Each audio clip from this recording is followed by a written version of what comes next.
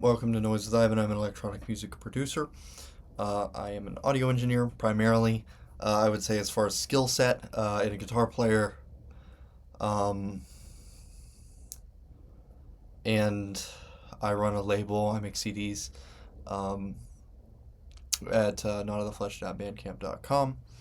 There's many artists on that label, and that's my thing. As far as kind of a little bit more centered, um, and as far as it's for streaming, Ivan Reich on Spotify, Apple Music, Amazon Music, any of that stuff. Check out my work. I am giving my resume because this is kind of more, for more general audiences than just the regular noise that you would get on Noise with Ivan. Roll the intro.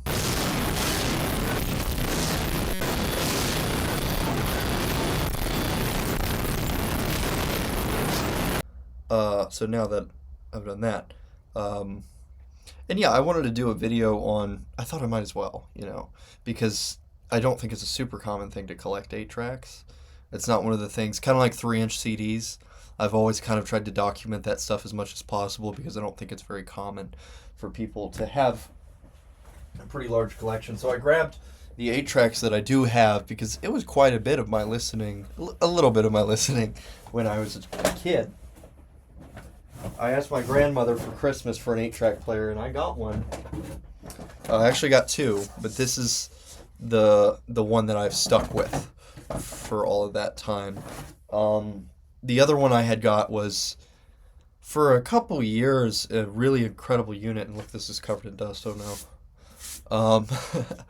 The other one I had was, it had cassette. You could play cassettes in it. You could play 8 tracks in it. You could play the radio with it.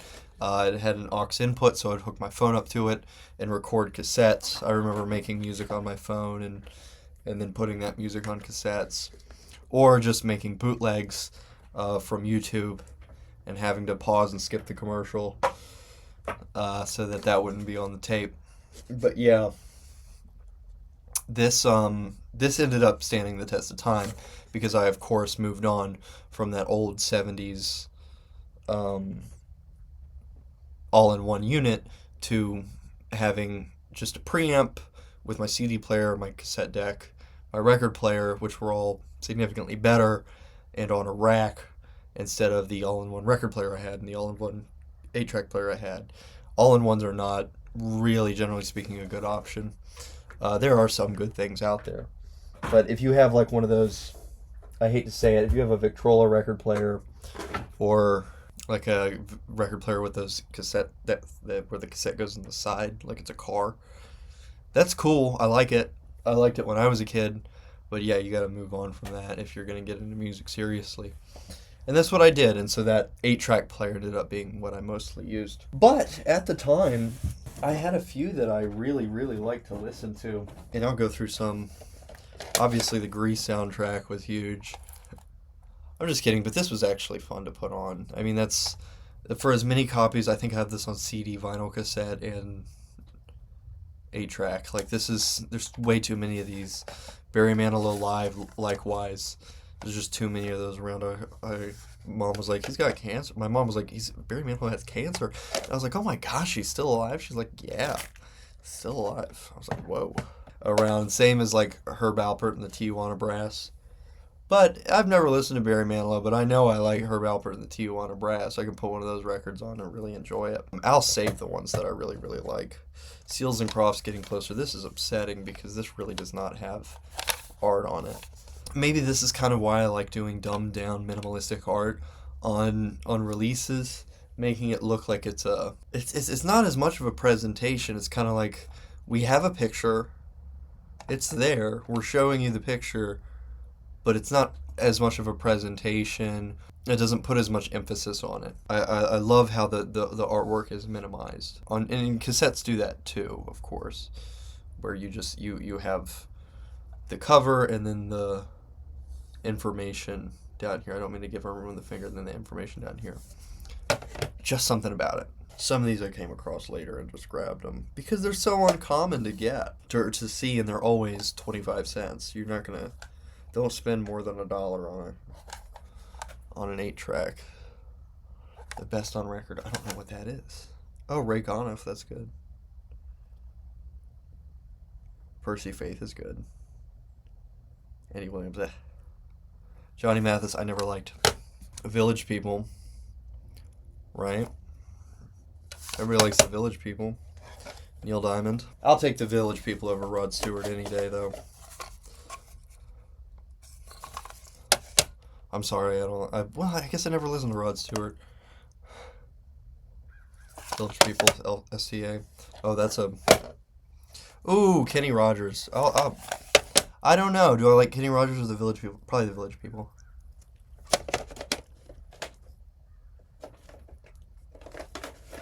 Casey and the Sunshine Man. That's pretty good. I've got a lot of stuff in here that's just a good time, you know. I wish I pulled these out to listen to more often. Another Neil Diamond. Charlie Pride, that's a really good one. I don't think I've ever played this. Of course I've played this many times. Jackson 5 ABC. Ooh, Donna Summer! In the soundtrack to The Jazz Singer. What a weird movie. I remember seeing that movie.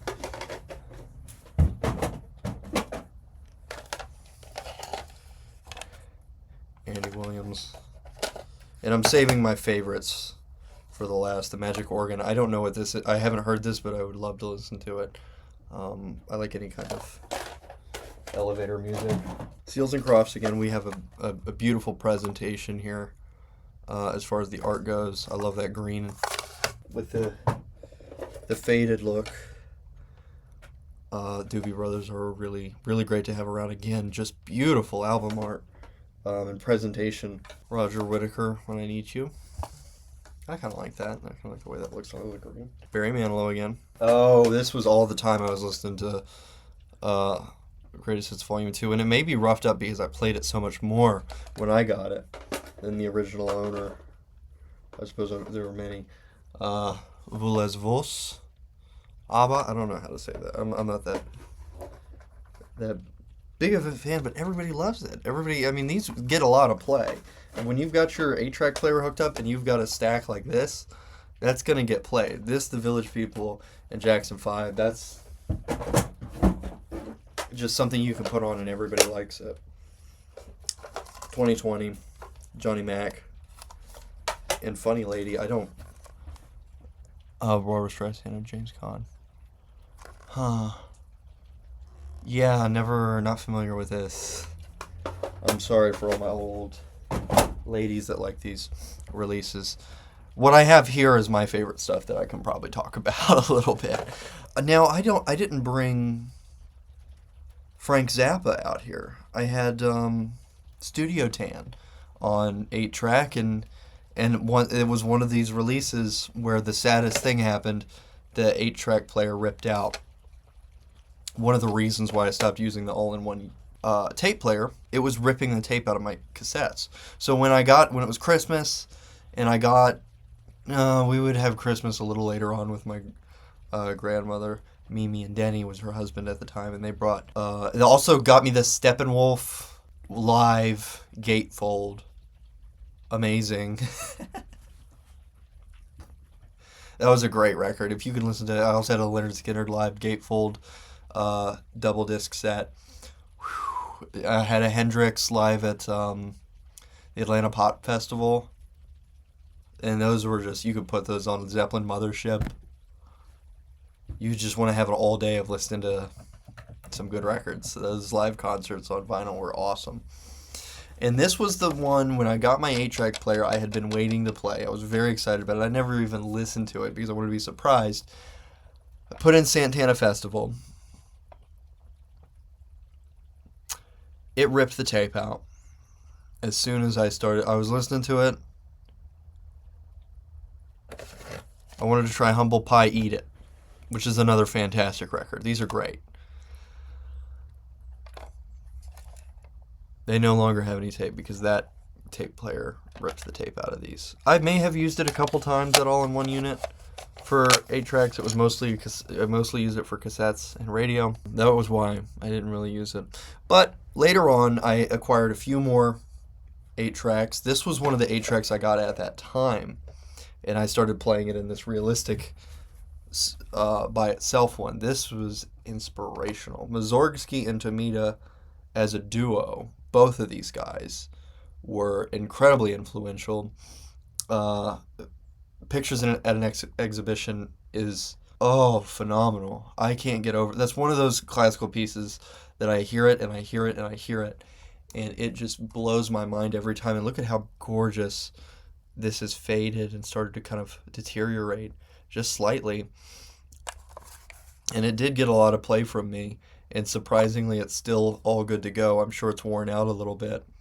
And I remember just taking this and sampling it and making all kinds of little noise cassette tapes, which, who knows, maybe I still have them around and can do something with those, at least listen to them again. But this is an incredibly inspirational album.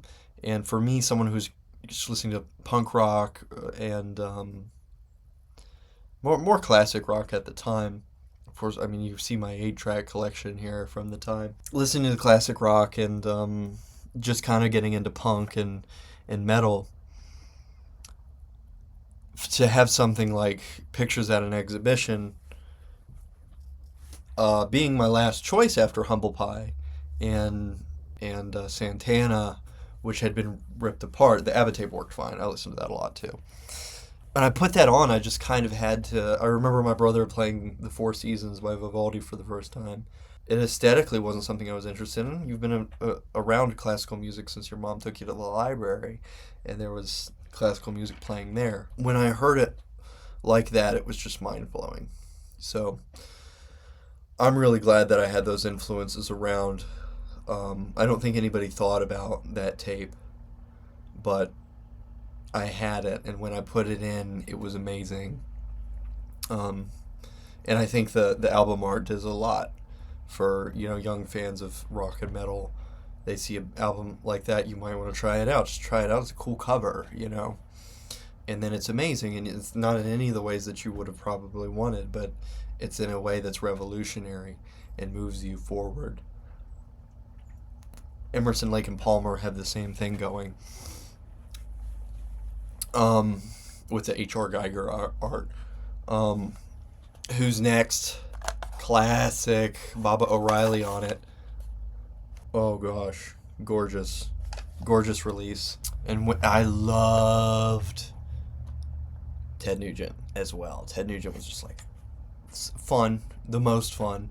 And the Knack as well was a lot of fun. They had a song called Serious Fun. Serious Fun! And it had the girl with the, I don't know what those things are called, hula hoop on the cover. I used to listen to the Knack a lot, actually embarrassingly a lot. I also had Retrospective on CD, I remember, and that would get a lot of play for me. For some reason, in a sea of, death metal and hardcore, the Knack Retrospective just stuck out. It was one of those releases that I continued to listen to throughout my teenage years. Oh, and number one. It's not number one. Tomita definitely beats this, but Jethro Tull Bursting Out, another one of these live releases from these classic rock guys that just rips. It's just awesome. And it has the weird cardboard sleeve, and it has a beautiful blue. I mean, come on. So yeah, this is really something that was around in the 70s and never came back. So it's trapped in time. You're really looking backwards. Right now, you can put, when you go to the record store and you look at a handful of cassette tapes, it doesn't necessarily scream the 80s unless you haven't seen them since the 80s. It says, oh, here's demos and demos and demos, and then here's an old classic album, and then demos and demos and demos. It doesn't really scream at you that this isn't something that was abandoned, this is something that was retro. 8 tracks are amazing because they are abandoned. It doesn't happen anymore. You don't get that. That's not something you get modern day. You do get cassettes modern day. You do get vinyl modern day. Those aren't nostalgic in the same way as this thing that no one's really seen, except for maybe a thrift store or what's that thing with the fruit and the junk? It's got fruit and junk. It's like you got tables, flea market. The flea market, yeah. That's where you might see them.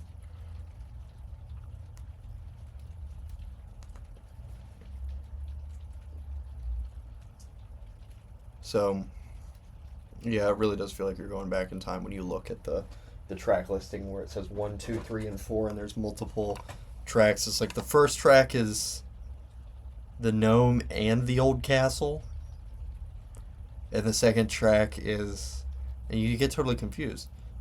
The promenade? What? What? There's 4 or 5 tracks on each track? Yeah, it's an 8-track, bro. It's confusing. But people understood it back then. It works for them. So, anyway. I thought that would be fun. This is not a heavily... I did promote some stuff at the beginning, so I feel proud of myself for doing that. Yeah, be sure to check out any releases on my channel. And if you're a big noise and electronic music fan, maybe even grindcore and gore noise, go ahead and check out notoftheflesh.bandcamp.com to up your CDR collection. And 3-inch CDs as well if you're interested in odd formats, which maybe you are. Thank you so much. Godspeed. See you later.